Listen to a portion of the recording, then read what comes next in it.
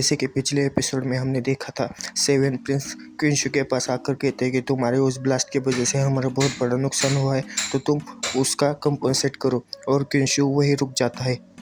इस एपिसोड की शुरुआत में हमें दिखाया जाता है कि क्विंशु अपने हाथों में बिजली आए इकट्ठा करके सेवन प्रिंस पर वही थंडर ब्लाम अटैक कर देता है, जिसकी वजह से सेवन प्रिंस की हालत खराब हो जाती है। फिर क्विंशु सेवन प्रिंस से कहता है, छोटे से प्रिंस, तुम्हारी हिम्मत कैसे हुई मुझसे डिसरिस्पेक्टफुल से बात करने की। फिर क्विंशु एक क्रीपी सी स्माइल देते हुए कहता है, तुम्हें क्या लगा मैं तुम्हारी बातों में फिर से आ जाऊंगा। फिर सेवन प्रिंस गुस्से में कहते हैं, क्विंशु तुम गुड फॉर नथिंग, तुम तो डेमीगॉड बनने के लायक भी नहीं हो। ये सुनकर क्विंशु को बहुत गुस्सा आता है और वो फिर से thunder palm attack seven Prince पर कर देता है। और बाहर खड़े हुए लोग कहते हैं कि आज ये बार बार बिजलियाँ क्यों गिर रही है। फिर क्विंशु गुस्से में सेवन प्रिंस को मारते हुए कहता है कि तुमने मुझे यूनामेन का सारा ट्रेजर बेचने को कहा, ये तुम्हारी पहली गलती है। और तुमने मेरी डिसरिस्पेक्ट की, ये तुम्हारी दूसरी गलती है। और तुम यहाँ पर आकर ट्रबल क्रिएट कर रहे हो, ये तुम्हारी तीसरी गलती है। इन तीनों गलती के लिए कोई भी माफ़ी नहीं है। फिर क्विंशु अपने हाथों में एक बड़ा सा थंडर तैयार करते हुए उस पर मार देता है। तभी पीछे से गावलाव कहता है कि डेमीगॉड मून डायनेस्टी बहुत बड़ी है, प्लीज़ उसे सच्ची में मार मत देना।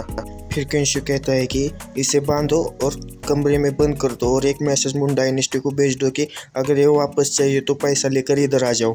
फिर क्विंशु एक क्रीपी सी स्माइल देते हुए कहता है कि मैं चाहता हूँ कि वो पिछली चीज़ों का 10 बार भुगतान करे।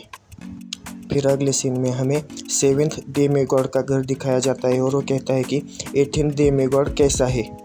ये सुनकर वो चश्मे वाला आदमी सेवेंथ डेमीगॉड से कहता है कि 18th डेमीगॉड के पैलेस में अनपेक्षित मैटर हुआ है। ये सुनकर सेवेंथ डेमीगॉड कहता है कि अनपेक्षित मैटर क्या? सेवेंथ प्रिंस ने क्विंशु के पास जाकर ट्रबल क्रिएट नहीं किया या फिर क्विंशु को उसने गंभीर तरह से इंजर्ड नहीं किया। ये बात सुनकर वो चश्मे वाला आदमी कहता है कि ये सब नहीं हुआ, बल्कि 18th डेमीगॉड ने सेवन प्रिंस को अपना होस्टेज बनाया है। ये सुनकर सेवेंथ डेमीगॉड बहुत ही हैरान हो जाता है और अपनी कुर्सी पर से खड़ा हो जाता है। फिर चश्मे वाला आदमी कहता है कि बस इतना ही, 18th डेमीगॉड ने एक मैसेज भी भेजा है मून डायनेस्टी को और पैसे मांगे सेवन प्रिंस के बदले, और उतना ही नहीं, उसने 10 टाइम ज़्यादा पैसे मांगे हैं उनसे पिछले चीज़ों के लिए। ये सुनकर सेवन डेमीगॉड कुछ सोचते हुए कहता है कि तुम्हें नहीं लगता कि 18 डेमीगॉड इस पिछले कुछ दिनों में काफ़ी बदल गए हैं? उसने सिर्फ 11 डेमीगॉड को इंसल्ट ही नहीं किया, बल्कि सेवन प्रिंस को अपना हॉस्टेज भी बना के रखा है। फिर सेवन डेमीगॉड अपने सर पर हाथ रखते हुए कहता है कि मुझे लगा क्विंशु का डेमीगॉड मिरर लेना काफ़ी आसान होगा। दोस्तों, पिछले चैप्टर में हमें सन ऑफ गॉड का सर्टिफिकेट कहा गया था, लेकिन इस चैप्टर में हमें उसका डेमीगॉड का मिरर बताया गया है। इसका भी नाम बदल दिया गया है।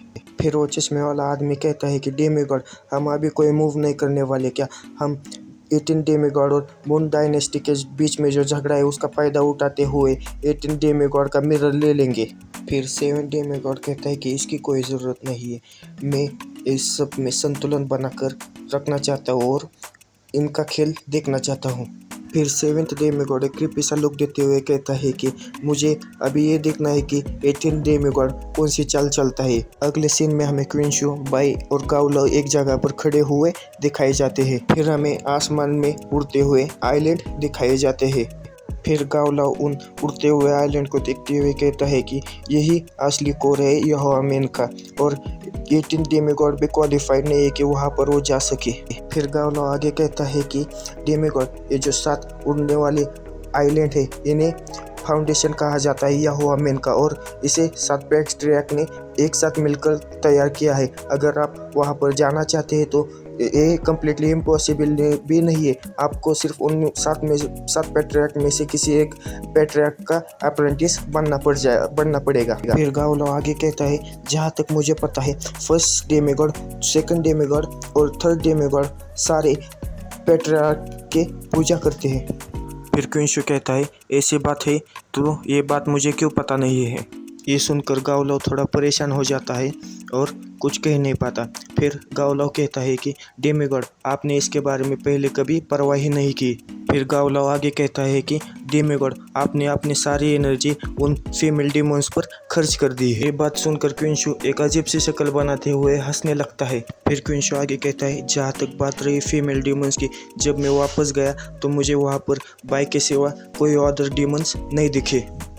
फिर गावलाव एक तरफ इशारा करते हुए कहता है कि ये सब इसकी वजह से हुआ है। फिर क्विंशु मुड़कर उस तरफ देखता है। फिर गावलाव आगे कहता है कि आपके मेंशन ने इसके सिवा दूसरा कोई भी हॉस्टेस नहीं है। इसने बहुत सारा पैसा खर्च करके उन फीमेल डिमोन्स को उनके घर वापस भेज दिया। देखिए दोस्तों, हॉस्टेस के बहुत सारे मतलब निकलते हैं। मुझे भी कंफर्म नहीं पता कि हॉस्टेस का मतलब क्या है, इसलिए मैं आपसे हॉस्टेस को सिर्फ हॉस्टेस ही कहूँगा। फिर क्विंशु आगे कहता है कि हॉस्टेस और बहुत सारा पैसा। फिर क्विंशु चौंकते हुए कहता है, क्या इतना सारा पैसा कहाँ से आया?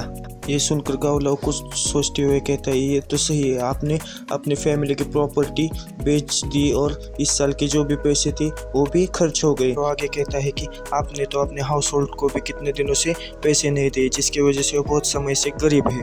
फिर क्विंशु बाई से पूछता है कि बटरफ्लाई फेरी, तुम इतना सारा पैसा कहाँ से लेकर आई?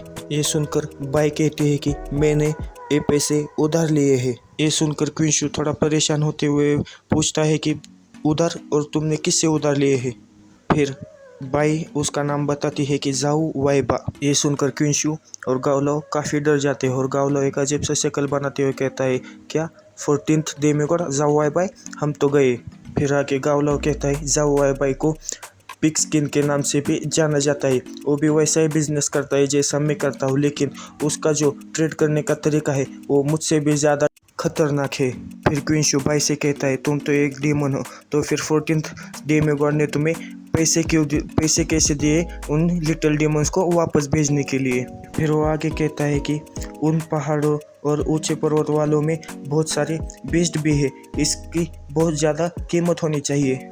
फिर बाई क्विंशु से कहती है कि मैंने कब कहा कि मैंने मेरे नाम से उससे पैसा उधार लिया है? मैंने तो तुम्हारा नाम यूज़ करके उससे पैसे लिए हैं। ये सुनकर क्विंशु को बहुत बड़ा सदमा लगता है। फिर क्विंशु गुस्से में उससे कहता है कि साली स्कैमर, मुझे छोड़ दो लाऊगा, मैं आज इसे मार दूंगा। तभी क्विंशु को एक बहुत बड़ा प्रेशर महसूस होने लगता है।